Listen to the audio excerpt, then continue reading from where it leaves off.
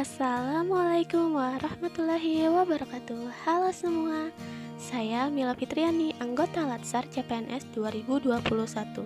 Pada kesempatan kali ini, saya akan menjelaskan tentang etika publik menggunakan mind mapping. Yuk simak penjelasannya. Etika publik terdapat 3 pembahasan, yaitu yang pertama kode etik dan perilaku pejabat publik, yang kedua bentuk-bentuk kode etik dan implikasinya, dan yang ketiga implementasi di tempat kerja. Yang pertama, kode etik dan perilaku pejabat publik. Dimulai dari definisi etika, yaitu refleksi atas baik atau buruk, benar atau salah yang harus dilakukan atau bagaimana melakukan yang baik atau benar. Selanjutnya, definisi kode etik, yaitu peraturan yang mengatur tingkah laku dalam suatu kelompok khusus. Sudut pandangnya hanya ditunjukkan pada hal-hal prinsip dalam bentuk ketentuan-ketentuan tertulis.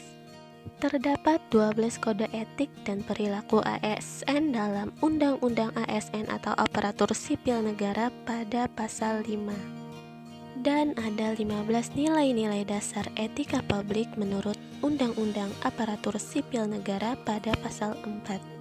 Selanjutnya, definisi dan lingkup etika publik. Etika publik merupakan refleksi tentang standar atau norma yang menentukan baik atau buruk, benar atau salah suatu perilaku, tindakan atau keputusan dalam rangka menjalankan tanggung jawab pelayanan publik. Terdapat 3 fokus utama dalam pelayanan publik, yaitu yang pertama pelayanan yang berkualitas dan relevan, sisi dimensi refleksi, dan modalitas etika. Ada 3 dimensi etika publik, yaitu dimensi kualitas pelayanan publik, modalitas, dan tindakan integritas publik. Tuntutan etika publik dan kompetensi. Tanpa kompetensi etika, pejabat cenderung menjadi tidak peka, tidak peduli, dan diskriminatif, terutama pada masyarakat kalangan bawah.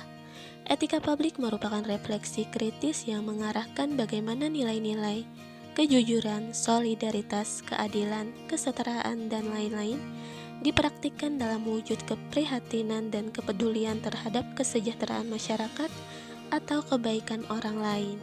Perilaku pejabat publik, yang mana perlu perubahan mindset atau pemikiran, yaitu dari penguasa menjadi pelayan, wewenang menjadi peranan, dan menyadari bahwa jabatan merupakan suatu amanah yang harus dipertanggungjawabkan.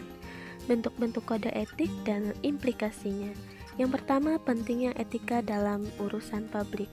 Seorang pelayan publik harus menampilkan sikap jujur, rajin, sederhana, hemat, bertanggung jawab, berakhlak baik, dan menaati kaidah atau peraturan yang berlaku. Selanjutnya, penggunaan kekuasaan melalui legitimasi atau kewenangan. Ada 3. Yang pertama, legitimasi kekuasaan bersumber dari keyakinan atau ketuhanan.